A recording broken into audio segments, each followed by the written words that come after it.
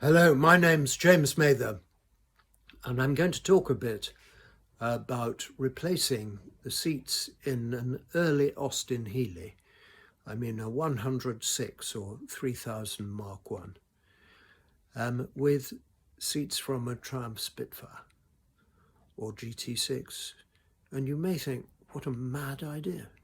Why would anybody diminish the value of their Austin-Healey by putting in seats which are quite obviously non-original? Well, the answer comes under two headings. The first is that my car, which is a 1957 106, is not at all original anyway. In fact, it has a Ford 289 cubic inch V8, that's 4.7 litres. And this is a huge improvement, because the Ford engine is both shorter and lighter than the Austin engine. Actually, it's a Morris engine in the 106. And it puts out something approaching 270 horsepower, as compared with the 106 horsepower of the 2639cc 106 engine. So is there anything not to like there? And in fact, it's smoother too. So I start from the position of having a non-original car, and I just want to make it better. And so to the seats. Now, I used to have a 104 from 1955, and I drove that around for years. And because I was young, barely noticed the discomfort of the seating position, which has you firstly very close to the wheel, and secondly has your legs straight out. And when you've depressed the clutch pedal, for instance, your leg really is straight out, foot and all. And this is very uncomfortable because there's nowhere to put your clutch foot when you're not using it on the clutch. And I thought, well, maybe we can do better.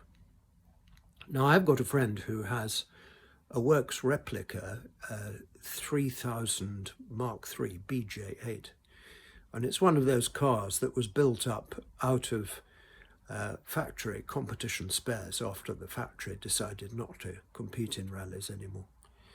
So I rang him up and I said, Rob, what have you got in your car? And he said, oh, I've got a proper competition seat. So we talked about that a bit.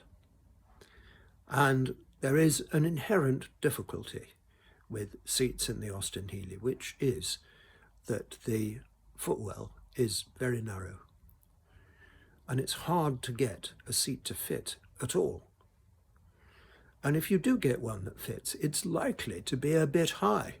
In the generic competition or, replacement seats that are sold with nice green leather, they're too high in my view. And the runner arrangements are pretty hard to engineer and involve you in drilling loads of holes in the floor. So I wasn't very attracted by that. And then I remembered the seats that I had rebuilt, first for my Triumph GT6 Mark III years ago, and secondly for my Spit 6, as it then was. That's a Spitfire with a 6-cylinder engine, and I bought one as a stalled project. It was a 1968 car, and it had a 2-litre engine out of a Vitesse in it. And I made a video of redoing the seats for that car with the title Spit 6 seats, and I'll put a link to that in below this video so that you can have a look. Actually, I threw out the Triumph 2-litre engine, which was very heavy and projected for half its length in front of the front axle of the car. And I thought this was really dismal for a car that you want to handle well. And whilst in the GT6 you can get away with that to some extent, because the weight of the roof counterbalances the weight of the engine. On the Spitfire you can't. And the Spitfire has a very light and shall we say, a lightweight body, insubstantial lightweight body in the rear half of the car, and this enormous engine in the front. So I got rid of it and I built up a Ford Mexico engine. That's a cross-flow engine, which, as I have it, has the same power output as the Triumph Vitesse engine, but weighs a great deal less and fits mostly behind the front axle. Anyway, I've wandered onto that subject, so let's get back to the nature of the seats. And I want to begin by showing you what the Austin-Healey seat is like. So here it is, Austin-Healey seat. This is the seat that came out of my car, and I've sold it and the one that goes with it to somebody in Italy, and I'm going to send them off today. So what you've got is this curved bag, which I think is steel. I mean, I haven't taken it apart to look, but I believe it to be steel, which connects via 2 bolts to the metal pan on which the seat base is built up. So there is the cover, not very good. Here is the foam, not very good. And here is a sort of plywood contraption, which isn't awfully good either. And the whole lot sit in a steel pan.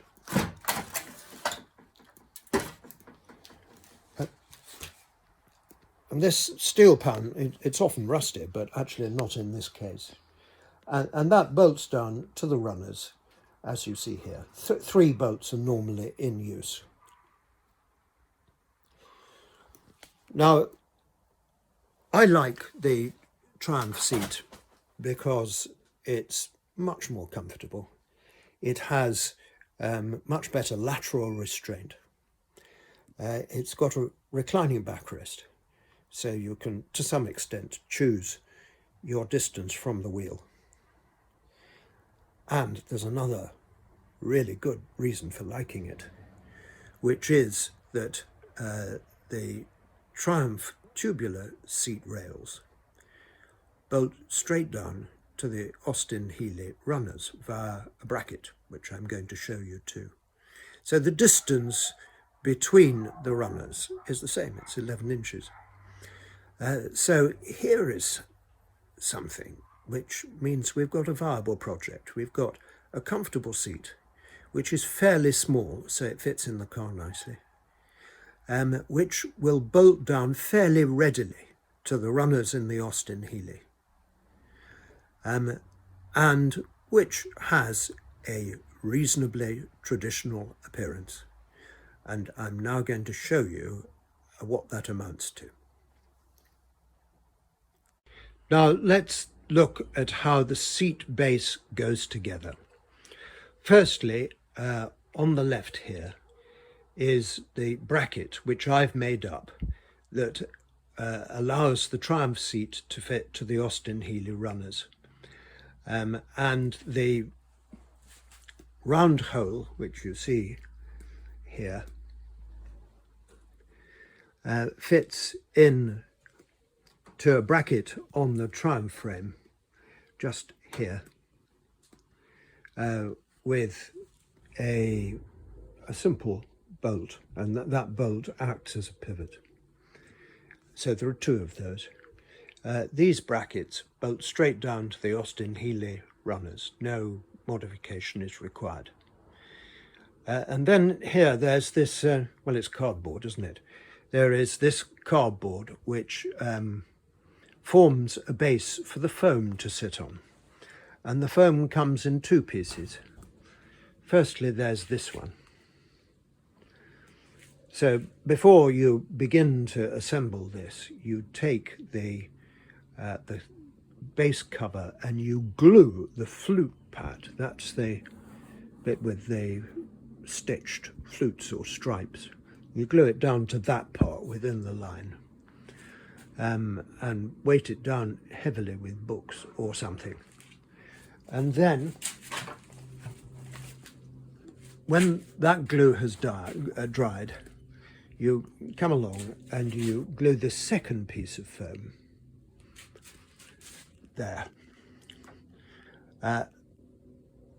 And then you come to stretching the leather cover over these foams. Now I want to say two things at this point. Please notice how fully shaped this is, and please notice the long projecting front cushion.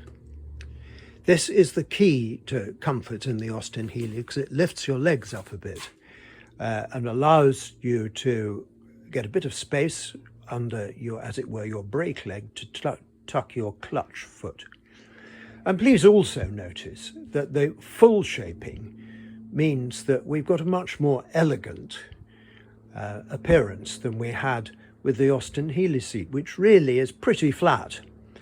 And it is composed with a fluke pad, in other words, the stripy bit in the middle, within a surround, but that fluke pad and the surround are pretty much in the same plane. So here we have a much superior situation. And I will show you in a moment how the same effect is achieved in the seat back.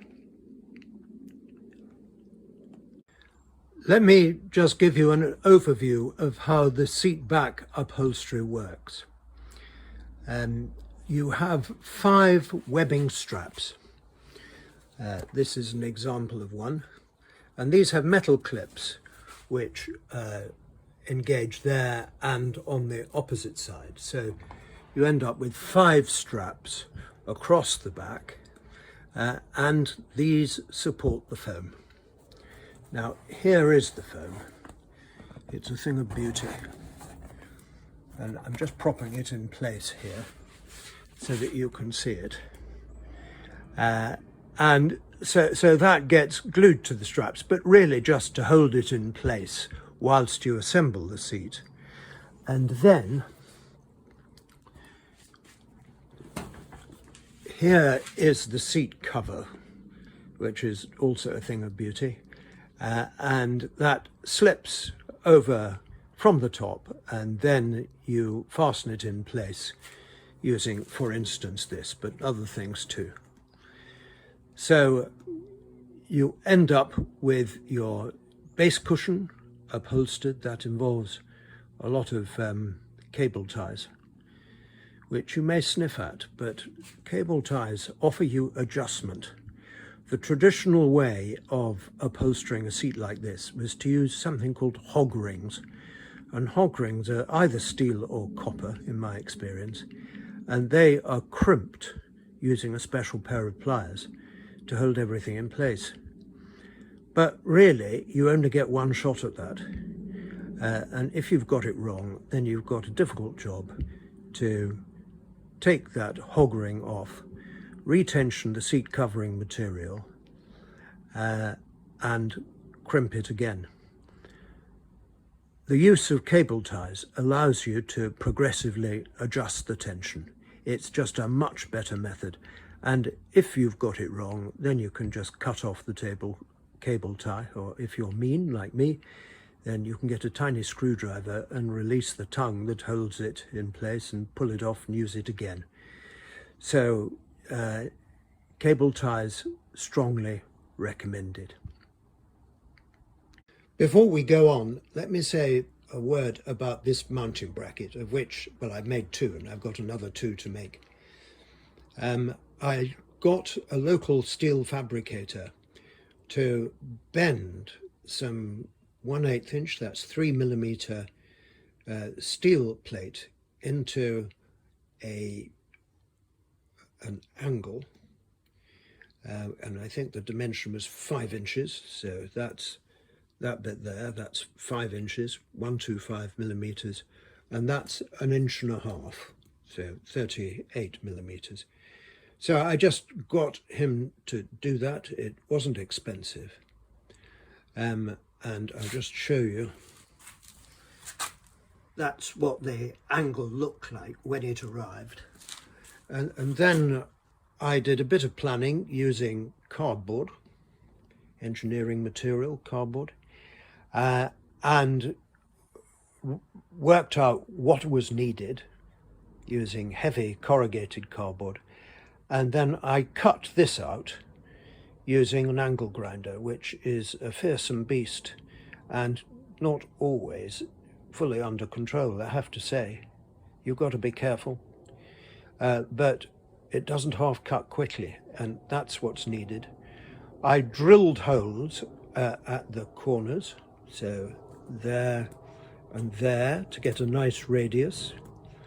And I also drilled holes for the 5 mounting points that you need for the Austin-Healey runners. I say you need them. You're in fact only using 3 bolts at a time, but the 5-bolt layout gives you some adjustability. The cover kit that I'm using, which you see laid out here, so there is the backrest. Here are the rubber straps that go across the backrest, and here is the cushion, the lower cushion cover. They all come from ParkLane Classics in Tamworth, and I've used them 3 times, and I'm very happy with what they do. The man is Owen Lloyd, and he's very helpful. You can buy a set of covers made in vinyl, if you like, or leather, which is quite a lot more expensive, and it comes with a set of instructions like that, 1 or 2 clips, sets of clips, accessories, cable ties, bits and pieces. And if you buy the leather set, the whole thing costs you £640, which is, I'm speaking of 2022 in June when I say that. And that, of course, is quite a lot of money. But I think it's money well spent. I think the leather seats lift the car considerably. And ParkLane Classics only deal in 1 colour, which is black. But I didn't want black in this case because my Austin-Healey interior is in blue vinyl like this. This is an offcut of it, and I'm busy fitting that at the minute. And I wanted blue leather. I don't know quite how well you can see that, but I had to search around, and eventually I got what I consider to be a really excellent match from a company called Martrim, M-A-R-T-R-I-M, and they are in the Midlands. Everybody's in the Midlands. And this cost me quite a lot more because I had to buy a whole hide of leather. That costs 160 quid. And ParkLane Classics said to me, look, we'll do it for you if you supply the leather, but the price won't change. So I got no credit for not using their black leather. But I decided that was worth it. And so here I am in the midst of the retrimming exercise. Today, I'm going to paint the seat frame. Quite often I powder coat seat frames, but I'm not going to on this occasion because I work from a primed finish because I thought I might have to do welding. So anyway, I'm just painting it with Hammerite. Hammerite smooth satin finish, all in black. But when I dismantle other people's, well, other manufacturers' seats, well, Triumph included actually, there's not much paint been used from the beginning. And my Toyota Supra seats, which are very sophisticated and an excellent piece of work, they're not painted at all. And Alfa Romeo seats are painted a bit, you know, as if the man just gave a squirt with his spray gun as he was passing by. So the manufacturers generally seem not to be concerned about painting seat frames, but because I'm obsessive, I've done it.